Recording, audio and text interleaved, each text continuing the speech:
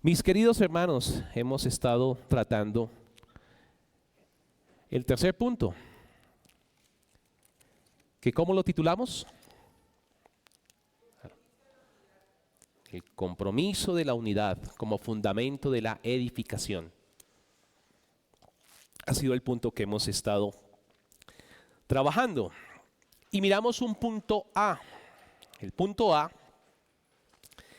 es que el motivo de la unidad es deseado por Cristo. Cristo desea la unidad de su iglesia. Y dimos una frase muy importante que es la que nos da peso a este punto. Y es que Cristo desea la unidad de su iglesia porque ella, su iglesia, es el reflejo visible de su obra redentora y del amor del Padre. Por eso es que tiene tanto peso esa unidad, porque es la obra de Cristo, es la obra redentora de nuestro Señor y es la expresión del amor del Padre. Y aquí vimos o utilizamos un texto bíblico base que nos muestra ese deseo de Cristo. ¿Alguien recuerda ese texto bíblico? Que levante la mano, por favor. Mi hermana Vivi. Ya. ¿Qué dice mi hermana?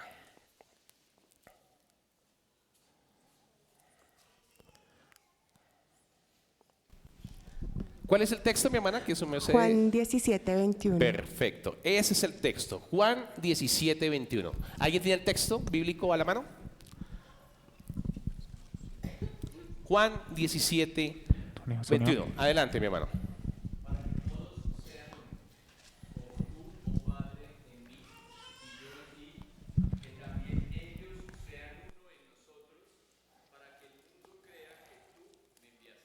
Ok, gracias, mi hermano. Entonces, explicamos allí que la unidad no es un ideal humano, no es simplemente un ideal humano, sino que hace parte del plan eterno de Dios. Dios desea que su iglesia esté unida, que haya una verdadera fraternidad. Entonces, también miramos que ese pasaje dice para que todos sean uno. Y hacía referencia, o explicábamos que hacía referencia a que la unidad espiritual nace en la obra del Espíritu Santo. El Espíritu Santo opera en el corazón de la persona, lo une a Cristo y al unirlo a Cristo ya podemos predicar de una unidad. Ha sido unido a la iglesia invisible, a la iglesia universal. Y hablábamos de un pasaje, miramos un pasaje específico que nos hablaba de lo repetía varias veces. ¿Recuerdan ese texto? ¿Sí? Exactamente ese. ¿Y qué dice ese texto?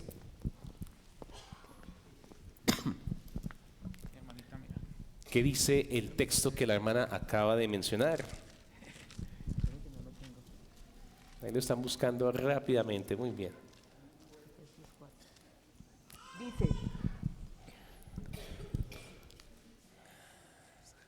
un cuerpo y un espíritu, como fuisteis también llamados en una misma esperanza de vuestra vocación.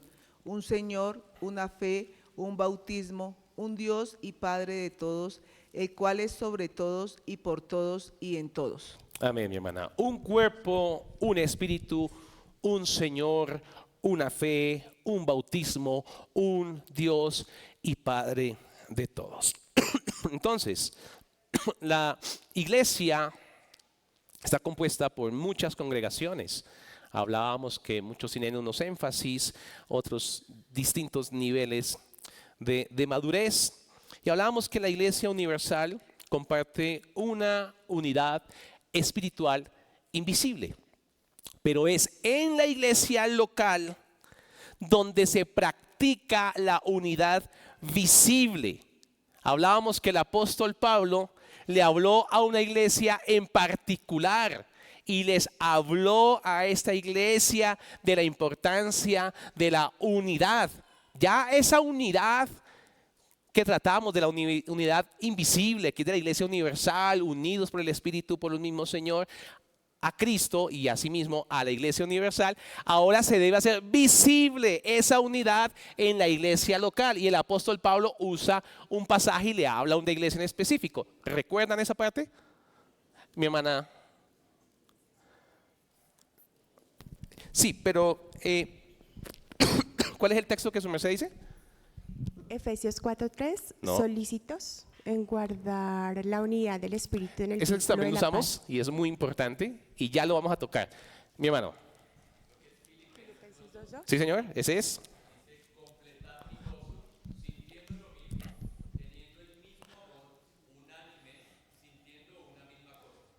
Exactamente. Entonces, aquí hay un llamado ya a una iglesia local. A una iglesia local. El apóstol Pablo les habla y les anima a que la unidad que desea Cristo se aplique en su iglesia local. Completad mi gozo sintiendo lo mismo, teniendo el mismo amor, unánimes, sintiendo una misma cosa. En otras palabras, también lo tocamos.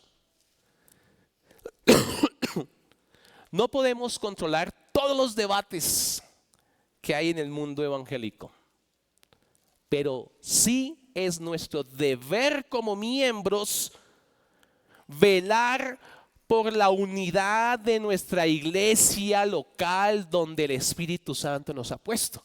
También lo tocamos, ¿recuerdan que lo vimos? Bueno, muy bien.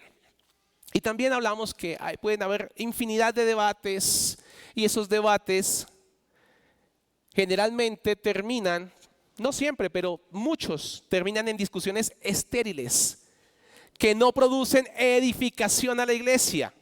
Y el apóstol Pablo da un consejo. Y el consejo del apóstol Pablo fue: evita las cuestiones necias y genealogías y contenciones y discusiones acerca de la ley, porque son vanas y sin provecho. El miembro maduro no alimenta pleitos, sino que busca que su iglesia local sea edificada. ¿Cómo? Promoviendo la unidad en la iglesia. Y explicábamos que eso no significaba ignorar la verdad, porque ya dimos bastante tiempo hablando que la iglesia es columna y baluarte de la verdad, sino que debemos defender esta verdad con humildad, con paciencia, con amor. Luego vimos el punto B. ¿Alguien lo recuerda? ¿Cómo lo llamamos? Unidos por lo que Cristo hizo. Unidos por lo que Cristo hizo. Y también empezamos a leer un pasaje y hemos empezado a sacar unas porciones que el apóstol Pablo nos menciona allí respecto de la unidad. ¿Alguien recuerda el texto? Mi hermano Carlos. ¿No? Filipenses 2:1. Filipenses 2:1. Dice así Filipenses 2:1. Por tanto, si hay alguna consolación en Cristo, si algún consuelo de amor, si alguna comunión del Espíritu, si algún afecto entrañable, si alguna misericordia. Aquí decíamos que Pablo no apela a la iglesia de Filipos con mandatos fríos o mandatos legalistas, sino todo lo contrario. Son razones llenas de afecto, recordándoles a estos creyentes que han recibido a Cristo. Y al recibir a Cristo han recibido tremendas bendiciones. Y en esas bendiciones deben moverlos a la unidad. Y vimos la primera, consolación en Cristo. Consolación en Cristo. Si alguna consolación en Cristo. Esta palabra consolación decíamos que transmite la idea de ánimo, de estímulo, de fortaleza. Pero ese ánimo proviene de estar unidos a Cristo. Cuando estamos unidos a Cristo, existe ese consuelo. Todo creyente al venir a Cristo ha recibido consuelo en medio de su culpa, cargado de la culpa. Pero el Señor en su gracia le ha consolado. El Señor en su gracia, en medio de esa condenación que sabía y que es consciente ese varón o esa hermana, esa condenación consciente fue llena de la paz de Cristo. Cristo le ha consolado con su paz. Esa persona que era consciente de su muerte espiritual, consciente que estaba muerto espiritualmente, ha tenido esperanza, y esa esperanza se la ha dado Cristo. Y concluimos que esta es la experiencia compartida de alivio que hemos tenido en Cristo. Y explicábamos que no era algo abstracto, no, es algo real, algo real. Cristo ha consolado el corazón de cada creyente. Y ahí miramos un texto bíblico, pero vamos a seguir avanzando. Decíamos que este consuelo, es el consuelo que Cristo nos da cuando estamos en medio del dolor. Allí está Cristo consolándonos. Y su consuelo no es por un tiempo corto. Decíamos que el consuelo es hasta el fin del mundo, porque Jesús lo prometió. Yo estoy con vosotros todos los días hasta el fin del mundo. Entonces tenemos un consuelo por parte del Señor, y cada miembro de la iglesia, cada piedra viva que conforma el templo donde Dios desciende, ha bebido de la misma fuente de gracia. Todos estamos en ese terreno común, un terreno donde hemos recibido de parte del Señor consolación. Hemos sido consolados por el mismo Señor. Luego miramos consuelo de amor. ¿Vamos todos ahí? Consuelo de amor. Y en consuelo de amor, ¿quién me puede decir algo de qué vimos en ese punto? De consuelo de amor.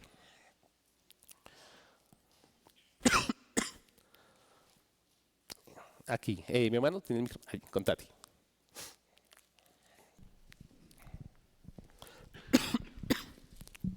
Hablábamos la cita Romanos 5:8 y hablábamos que el creyente no puede dudar que fue amado con amor inmerecido, que el consuelo del amor divino es el bálsamo que cura los corazones y lo más importante, que hemos sido aceptados por Dios.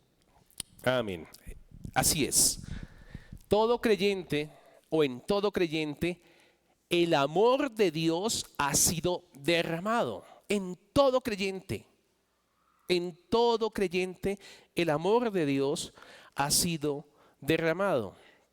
Y recordábamos, o les hacía retroceder al momento en que ese amor de Dios fue derramado, que lo único que usted quería era estar en la iglesia, compartir con sus hermanos en la fe, leer las escrituras, y que ese amor hay que mantenerlo, hay que estar permanentemente regando ese amor que ha sido derramado en nuestros corazones.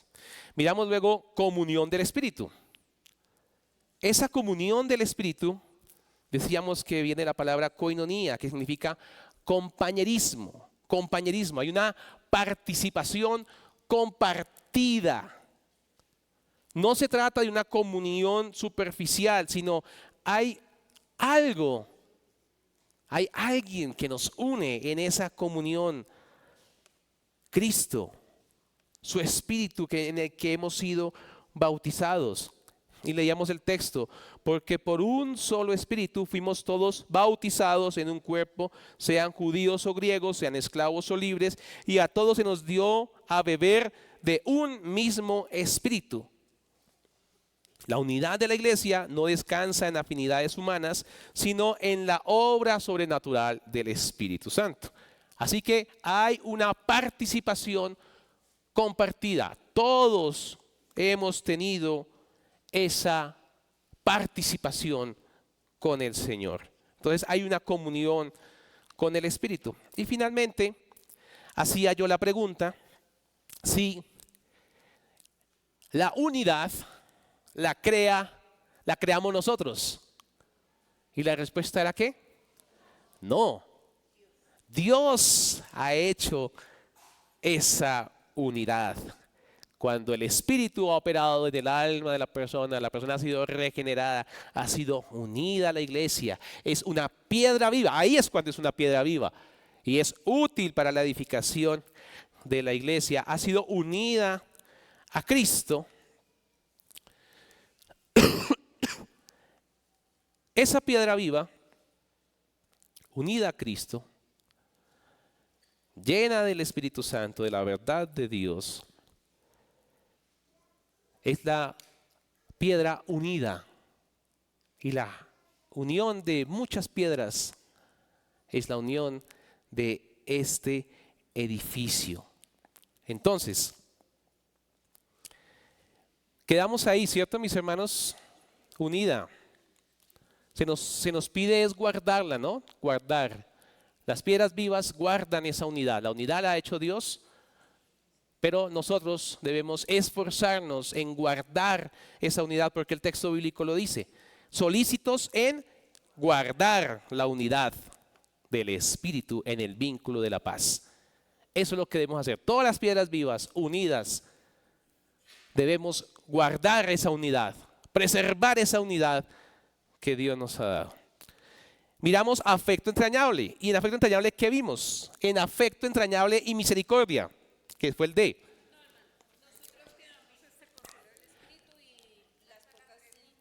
Listo. Vale, entonces, D, afecto entrañable y misericordia. Afecto entrañable y misericordia. Nuevamente ahí en el texto de Filipenses 2:1. Si algún afecto entrañable, si alguna misericordia. Este afecto entrañable está haciendo referencia o traduce la idea de los sentimientos profundos, literalmente a las entrañas de misericordia. Las entrañas de misericordia. Otros teólogos dicen las vísceras, los órganos internos, donde siente fuertemente esos sentimientos profundos, esa compasión interna. Aquí está haciendo referencia a la compasión sincera que Cristo ha mostrado por su iglesia.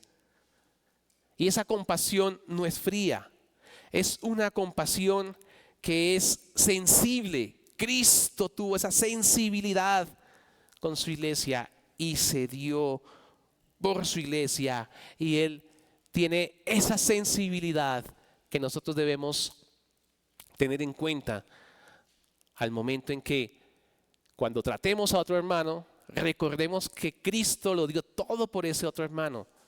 Tratémoslo también con esa misericordia con la que Cristo también lo ha tratado. Miremos Hebreos 4:15.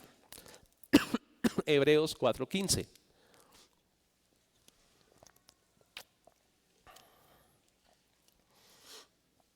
Dice así: porque no tenemos un sumo sacerdote que no pueda compadecerse de nuestras debilidades, sino uno que fue tentado en todo según nuestra semejanza, pero sin pecado. Tenemos entonces un sacerdote que se compadece. Cristo se identifica con nosotros y nos sostiene en su misericordia.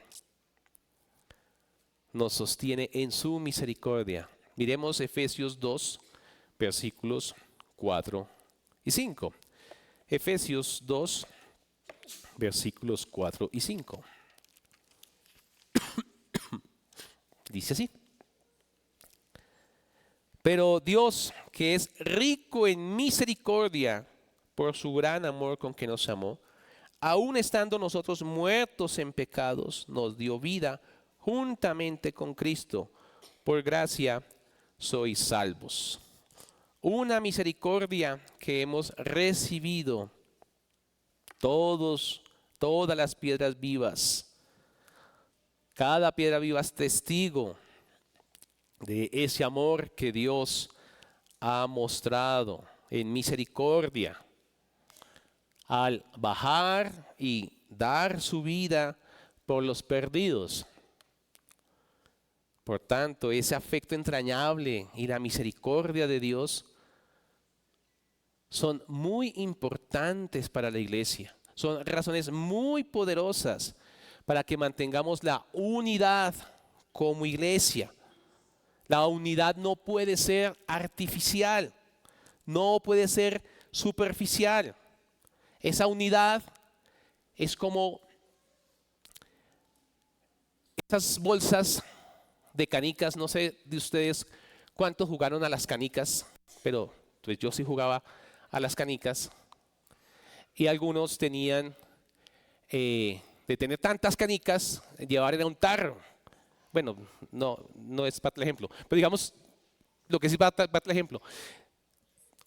Algunos llevaban bolsas de canicas y apretaban esas bolsas y esa bolsa se veía llena de canicas. Entonces cada vez que ganaba una canica, si picaba las otras, se las echaba a la bolsa. Esas canicas están juntas porque hay algo externo que los está uniendo. Si se rasga levemente esa bolsa, esas canicas se desparraman por todo lado, porque hay algo externo que los está uniendo, algo externo. Cuando algo lo une, factores humanos, costumbres, intereses humanos, cuando se rompe el interés, se acaba, se rasga. La verdadera unidad cristiana no es como esa bolsa de canicas.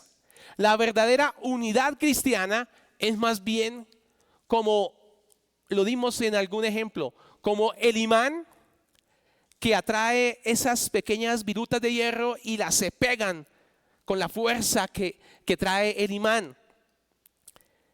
Las mantiene allí unidas a esas piezas. Las atrae y se juntan y se mantienen allí por un poder interno que tiene el imán.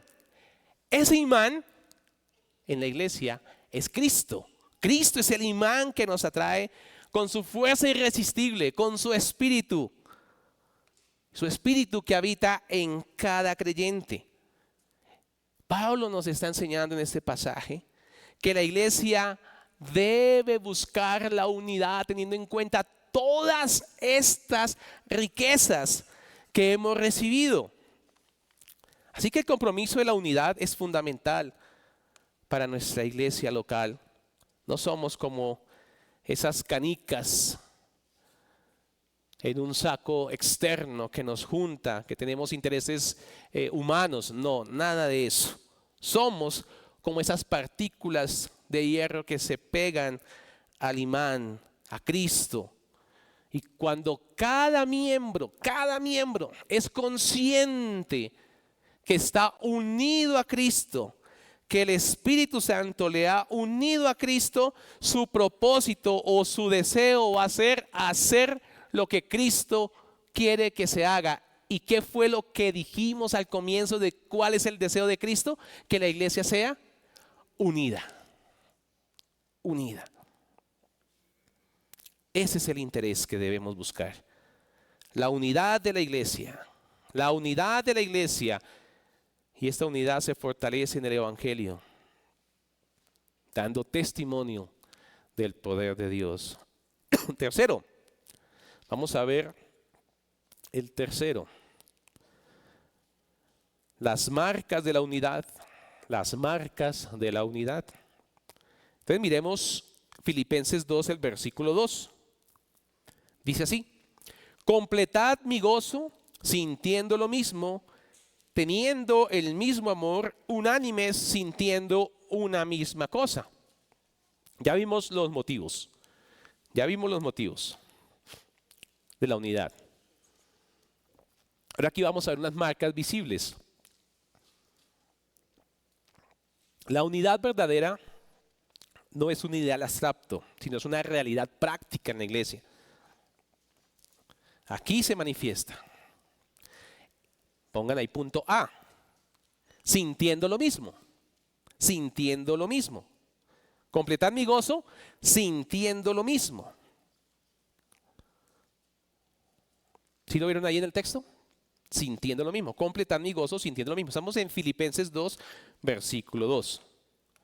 Está hablando de la unidad en la mente y en la verdad. La iglesia en su mente debe tener la palabra de Dios, la verdad de Cristo. La verdad debe llenar nuestras mentes. La palabra en griego es pronein. Implica un mismo modo de pensar. Un mismo modo de pensar. Una disposición interior común.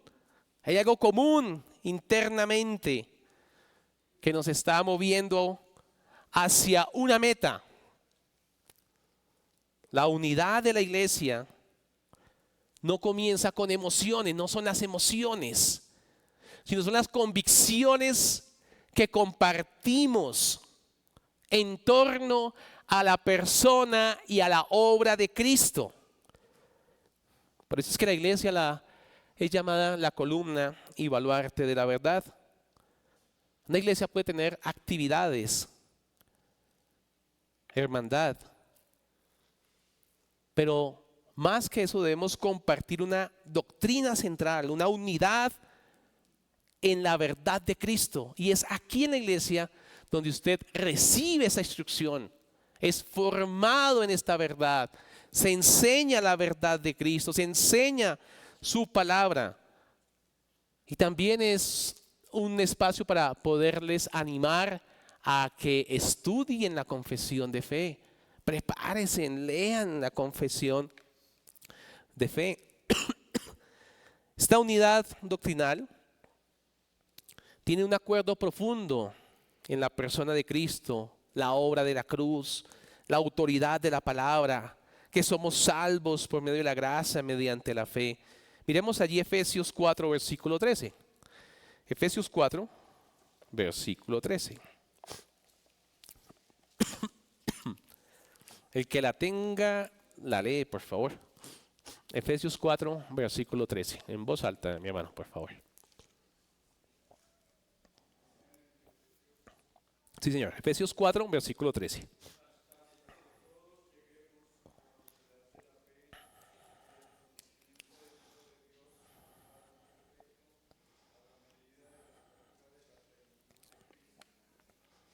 Gracias, mi hermano. Hasta que todos lleguemos a la unidad de la fe.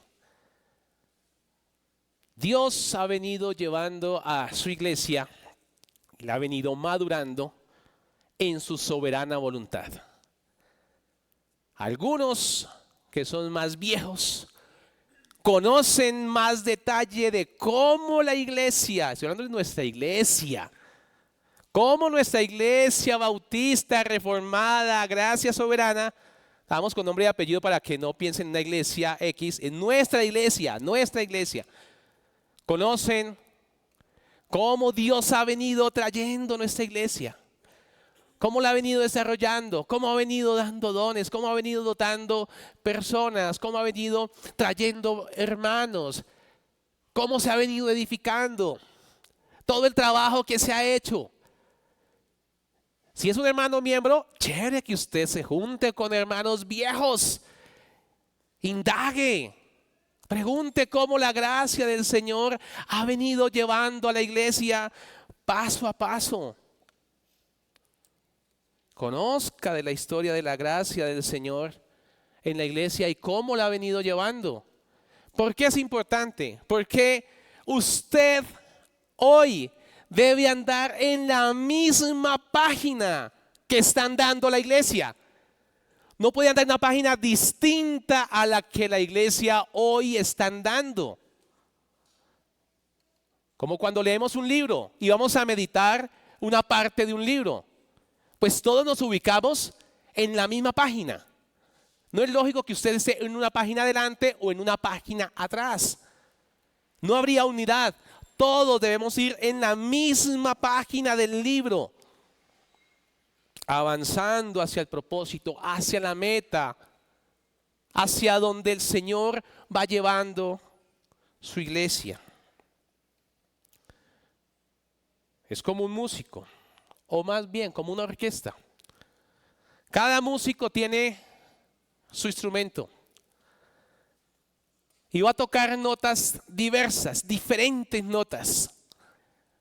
Pero todos están siguiendo una misma partitura. Todos siguen una misma partitura. Tienen un mismo director que les está dando el tiempo, el paso, en qué momento entra uno, en qué momento entra el otro. Si alguien ignora la partitura, no la tiene en cuenta, o tal vez desprecia al director, no lo mira, no está pendiente de sus directrices, ese personaje rompe la armonía. Rompe la armonía. Así la iglesia. Distintos dones, distintas personalidades, pero una sola partitura. La palabra de Dios. Una sola partitura. Su palabra, su verdad. Un solo director. Cristo mismo. Es la unidad que mantiene el concierto espiritual en armonía. La iglesia local debe comprometerse a buscar y proteger la unidad. Eso implica estudiar juntos, no faltar cuando el Señor en su bondad permite una instrucción a la iglesia en unos sermones, en unos estudios, porque toda la iglesia debe estar atenta, escuchando cómo el Señor está enseñando a su iglesia, la está corrigiendo, y todos juntos estamos enfocados en lo mismo, en cómo el Señor está guiando a su iglesia. La iglesia, cada miembro debe comprometerse a eso, a buscar proteger la unidad. Cuando leemos el libro en el taller, es importante que estén todos los miembros, porque allí se están dando, alguna pregunta sale y se está dando un orden. Vamos por este lado.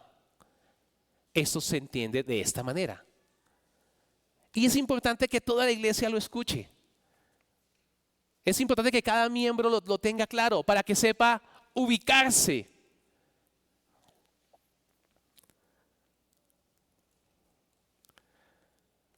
El compromiso de la unidad empieza con la mente renovada por la verdad de Cristo. Vamos al siguiente. Teniendo el mismo amor. Teniendo el mismo amor. Dejémoslo hasta ahí para avanzar el próximo domingo a partir de ahí. Teniendo el mismo amor. Oremos, mis hermanos. Padre Celestial, te damos gracias, Señor, por tu palabra. Tu palabra es verdad. Tu palabra nos limpia, nos ubica nuevamente. Hay veces nos desubicamos en nuestros pensamientos y hacemos lo equivocado.